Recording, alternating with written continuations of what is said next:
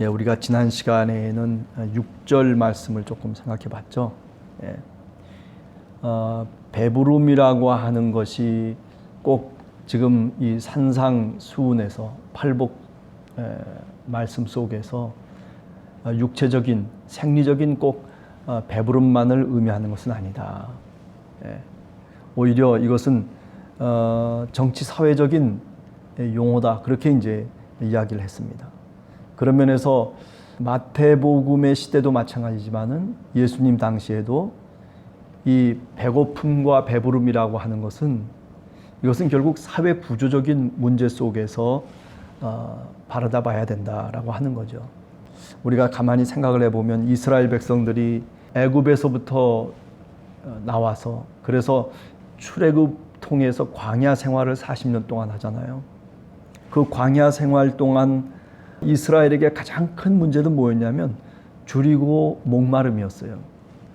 그 약속의 땅에 이르기만 하면 그 속에 우리의 소망이 있고 그 속에 우리의 행복이 있고, 그것이 바로 40년 광야 생활 동안 모세와 그리고 이스라엘의 꿈이었죠. 이런 면에서 보면 이 배부름이라고 하는 것이 정치 사회적인 그런 어떤 용어로서도 이해할 수 있겠다라고 하는 거죠. 제가 어렸을 때였던 것 같은데 이제 5.16 쿠데타가 일어나고 그래 박정희 대통령이 정권을 잡고 1963년도에 많은 정당들이 그래가지고 뭐 대통령 후보로 이렇게 벽에 보면 막 그냥 뭐 기따랗게 붙여 있었던 그런 기억이 나요. 그 중에서도 가장 눈에 띄었던 게 뭐냐면은 배고파 못 살겠다, 죽기 전에 살기 찾자. 그때 아마 그 구호가 굉장히 많은 호응을 일으켰어요. 뭐 그 사람이 대통령이 되느냐 안 되느냐에 보다도 그 구호 자체가, 정치적인 그 구호 자체가 많은 국민들에게 호감을 줬죠. 정말 우리가 그렇게 살아왔고 또 그리고 정말 우리가 바라는 것이 뭐냐라고 하는 것이죠. 예. 그때 그 후보 이름이 오재영이라고 하는 후보였었는데 좀 약간 두툼한 얼굴을 갖고 제 기억에는 그런 기억을 갖고 있어요. 그래서 동네방네 선거 벽보가 쫙 붙여 있었는데 그때 가장 제 눈길에 딱 와닿았던 게 뭐냐면 배고파 못 살겠다, 죽기 전에 살기 찾자. 그런 그 구호였다라고 하는 거죠. 굉장히 정치적인 용어죠, 사실. 예. 이제 그런 면에서 이스라엘의 광야 생활이라고 하는 게 정말 배고픔과 그리고 굶주림, 줄이고 목마름에 대한 또 다른 세계를 꿈꾸도록 하는 하나의 훈련 장소였었다라고 얘기할 수도 있겠다라고 하는 겁니다. 예. 결국 땅을 차지한 자들의 몫이 뭐냐면은 일종의 배부름이죠. 예. 그래서 예수님 당시로 다시 돌아와서 생각을 해보면 그 땅을 차지하고 있는 자들이 그 배부름을 독차지하고 있는 거예요. 네. 그죠?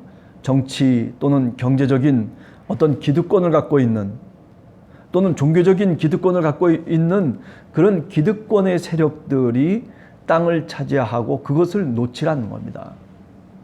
이것은 예수님의 시대뿐만 아니라 마태복음의 시대도 마찬가지였어요. 예. 그러면 이런 그 어떤 사회적인 구조가 그 2000년 전에만 그랬냐, 오늘은 아니냐 한번 묻는다면 결국 오늘도 마찬가지예요. 그런 면에서는 인간이라고 하는 것이 소유욕을 버리려고 하는 것보다는 오히려 그것을 더 움켜쥐려고 하는 그런 쪽으로 역사는 흘러왔다라고 하는 거죠. 네. 오늘 우리 사회 속에서도 사실 말이 안 되는 이야기들이 많잖아요. 저 강남에 뭐 어느 아파트는 한 평에 뭐 3천만 원 아니 1억을 호가하고 있는 그런 어떤 일들이 우리 주변에서 남의 얘기가 아니라 오늘 우리들의 이야기거든요. 2000년 전에 예수 그리스도께서 사회적인 모습들을 보면서 주님이 제자들을 향해서 자신을 쫓아온 무리들을 향해서 하나님의 나라를 소개하면서 이렇게 이야기하고 있는 겁니다. 의에 줄이고 목마른 자는 복이 있나니 그들이 배부를 것이며. 예. 뭔가 공의롭고 뭔가 정의가 있는 그 의라고 하는 개념이 바로 이런 사회적 상황 속에서 나오는 거죠. 하나님 나라를 우리가 소망하면서 그 의를 소망하면서 우리가 오늘 또 살아가야 되고, 그리고 오늘 또 그것을 위해서 우리가 기도하고 있는 겁니다. 우리 사회가 적어도 이렇게 배부름이라고 하는 것, 그리고 수많은 불공정 속에서 애통해하고 가난한 자들과 땅을 차지하지 못한 그런 사람들이 내팽개치는 그런 사회가 돼서는 안 된다는 거죠. 그것을 위해서 우리 교회가, 그리고 우리 신앙인들이 진실되게 정말 하나님 앞에 기도해야 될 제목이 바로 그런 부분이다라고 감히 말씀드릴 수가 있습니다. 자, 그 다음에 오늘 우리가 한 번 더 생각해 볼 수 있는 것은 7절에 나오는 긍휼히 여기는 자는 복이 있나니 그들이 긍휼히 여김을 받을 것이며, 이렇게 얘기하고 있습니다. 저는 이 말씀을 읽을 때마다 항상 생각나는 게 뭐냐면 마태복음 7장 12절의 말씀이죠. 소위 기독교의 황금률이라고 하는 그런 말씀. 여러분 뭔지 아시죠? 뭐라고 주님께서 제자들에게 마태복음 7장 12절에서 말씀하고 있습니까? 대접을 받고자 하는 자마다 먼저 남을 대접하라, 그렇게 얘기하고 있어요. 내가 원하는 것을 먼저 남에게 해주는 것이, 그것이 주님이 가르쳐 주신 그 황금률의 원칙이라고 그렇게 말씀드릴 수 있는 거죠. 내가 긍휼을 받고 싶어요. 그러면 먼저 내가 긍휼히 여길 줄 알아야 되는 거죠. 사실 이 긍휼이라고 하는 것은 어찌 보면 오늘 우리 용어로 바꾸면 너그러움이 아닐까라는 생각을 해봐요. 그것은 뭐냐면은 고통받는 사람이 있으면은, 또 힘들어하는 사람이 있으면은 내가 그 곁에 가서 그의 손을 잡아주고, 그리고 그의 마음에 공감하는 것을 의미하는 겁니다. 같이 함께 아파하고 같이 함께 울어주고 같이 함께 해줄 수 있는 그런 마음, 어찌 보면 그것은 예수님의 마음이죠. 우리가 빌립보서 2장 5절 이하에 나오는 너희는 이 마음을 품으라고 그리스도 예수의 마음이니, 그죠? 하나님이셨어요.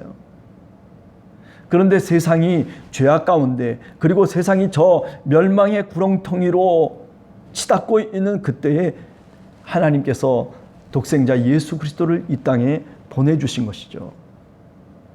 하나님은 그저 저 하늘 위에서 또 버티고 앉으셔가지고, 그리고 저 죄악 속에 빠져가는 인간을 그저 심판만 하고 불지옥에다가 빠뜨리는 그런 하나님이 아니죠. 공감하시는 하나님이에요. 긍휼히 여기시는 하나님. 아브라함과 롯의 이야기 속에서 보면 소돔과 고모라를 멸망하실 때의 장면이 나오지 않습니까? 아브라함이 얘기합니다. 하나님, 저 소돔과 고모라에 의인 50명만 있어도 주님 구원해 주시겠습니까? 오케이, 내가 구원하겠다. 하나님 40명이면 어떻습니까? 좋다, 나 40명도 좋다. 그러면서 마지막 10명까지 내려오잖아요. 그죠? 하나님은 이처럼 우리 인간을 그저 단순하게 불로 심판하시고 그리고 멸망으로 달려가고 있는 그 인간을 내버려 두시는 하나님이 아니라 오히려 그들과 함께 아파하고 그들과 함께 그 고통 속에서 방법을 찾고 그리고 새로운 길을 우리들에게 말씀하시는 하나님이라고 하는 것을 알 수 있죠. 그 대표적인 예가 예수 그리스도라고 말씀드릴 수 있습니다. 예수님이 이 땅에 오셔서 정말 현실적으로 우리 사회 속에서 병든 자, 그리고 죄인인 자, 그리고 연약한 자, 어리석은 자를 찾아다니면서 그러면서 그들의 마음과 공감을 하셨어요. 그들이 찾아오기 전에 먼저 주님께서 찾아가셔서 그들을 긍휼히 여기셨어요. 이것이 바로 예수 그리스도의 참 모습이라고 말씀드릴 수 있는 겁니다. 오늘 우리들도 이런 점에서 남을 긍휼히 여길 줄 알아야 됩니다. 그저 하나님 앞에 내가 긍휼을 받고 하나님 앞에 정말 용서를 얻고 하나님 앞에 내가 이런 거 저런 것만을 기도하는 그런 사람이 아니라 내가 오히려 저 사람을 위해서 기도해 줄 수 있는, 그리고 그 사람의 마음을 내가 함께 공유할 수 있는 그런 공감의 능력, 그것이 바로 긍휼히 여김을 받는 분명한 통로라고 하는 것을 우리가 오늘 또 깨닫고 기도해야 될 줄로 믿습니다. 오늘 우리가 살아가는 사회는 이해하려고 하는 사회가 아니라 타인이 좀 뭔가 잘못하면 그러면 그 약점을 골라가지고 그래가지고 깎아내리고 그래가지고 비난하고, 그래서 결국에는 그 속에서 말하자면 떨어져 나가도록, 그래서 자신의 어떤 소유를 늘리려고 하는 그런 세속적인 구조 속에서 우리가 살아가고 있지만, 그러나 크리스찬들은, 적어도 교회는 그래서는 안 된다라고 하는 거죠. 그렇죠? 우리가 잘 알지, 마태복음 18장 21절 이하에 보면 베드로가 예수님께 용서받지 못할 그런 행동을 한 사람을 우리가 어떻게 용서해야 됩니까? 라고 물어보죠. 몇 번이나 도대체 우리가 용서해야 됩니까? 라고 얘기할 때 교회론적인 맥락 속에서 예수님께서 말씀을 하십니다. 몇 번이라고 그랬죠? 7번에 70번씩이라도 용서해라. 끝없이 용서하라는 거예요. 이 끝없이 용서하라라고 하는 이 말의 내용은 뭐냐면은 결국 남을 긍휼히 여길 줄 알아야 된다는 거예요. 우리가 용서하고 긍휼히 여기고 남의 허물까지도 덮어줄 수 있는 그런 신앙인이 사실은 예수 그리스도를 믿는 참 신앙인의 모습인 것이죠. 우리가 마태복음 18장 21절에서부터 35절에 보면 용서할 줄 모르는 악한 종의 비유가 나옵니다. 아니 1만 달란트씩 탕감을 받았어요. 주인에게서 1만 달란트라고 하는 큰 빚을 졌는데, 그런데 그것을 탕감받은, 그런데 자신에게 100데나리온의 빚을 진 사람을 탕감을 안 해줘요. 용서를 안 해줘요. 감옥에 처집어 넣는 일을 저지르거든요. 예. 1만 달란트하고 100데나리온이라고 하는 그 금액은요, 정말 너무나도 차이가 난 금액이에요. 네. 우리가 보통 금 5달란트, 10달란트 정도 되면 한 30억 정도 된다고 그래요. 1만 달란트면 그러면 얼마예요? 네. 셀 수 없는 그런 엄청난 빚을 탕감을 받았다는 거예요. 누구를 얘기하는 겁니까? 바로 우리들 자신을 얘기하는 거예요. 네. 예수 그리스도를 믿는 우리 한 사람 한 사람이 천국 백성이 되고, 그리고 하나님의 약속의 백성이 되고, 그리고 정말 하나님의 은혜를 받은 그런 종들이 되었음에도 불구하고 남을 용서하려고 하지 않는단 말이에요. 저가 안식일을 어겼다고 저는 죄인이고, 그리고 저가 병든 자라고 저는 죄인이고, 뭐 눈을 못 뜬다고 해서 소경이라고 죄인이고, 뭐 어째서 죄인이고 어째서 죄인이고, 그리고 정죄, 비난, 비판, 이 속에서 살아가는 거죠. 그것이 바로 율법입니다. 그러나 예수 그리스도는 율법보다는 뭡니까? 복음을 우리들에게 말하려고 했어요. 기쁜 소식이에요. 하나님 나라의 소식을 갖고 오신 거예요. 탕감받는, 그래서 저 지옥에 떨어질 수밖에 없는 우리를 천국으로 이끌어 가시는 주님, 자신이 십자가에 못 박혀 돌아가심으로 인해서 하나님의 아들, 아니 어쩌면 하나님 자신이 오히려 그 길을 택한 거죠. 1만 달란트 있겠습니까? 아니에요. 돈으로 환산할 수 없는 그런 엄청난 은혜를 사실은 우리들에게 주님께서 주신 거예요. 그런데도 남을 용서하지 못해요. 주님이 나를 용서해 주신 것을 깊이 묵상하면 내가 다른 사람을 미워하고 내가 다른 사람을 용서하지 못하는 것 자체가 얼마나 큰 잘못인가라고 하는 것을 우리가 깨닫게 되는 거죠. 그렇기 때문에 신앙인의 출발이라고 하는 것은 다른 사람을 불쌍히 여길 줄 아는 긍휼의 마음, 너그러움, 여기서부터 출발하는 것이에요. 그래서 마태복음 7장 5절 이하에 보면 제 눈에 있는 들보는 보지 못하고 남의 눈에 있는 티끌만 갖고 정죄한다는 거죠. 외식하는 자요. 그죠? 너희가 헤아리는 만큼 너희가 헤아리를 받을 것이고 너희가 비판하는 만큼 너희가 하나님의 비판을 받을 것이다라고 하는 그런 말씀을 마태복음 7장에서 다시 우리 주님께서 하고 있는 거죠. 신앙인의 출발이라고 하는 것은요, 이런 너그러움을 갖고 출발하는 거예요.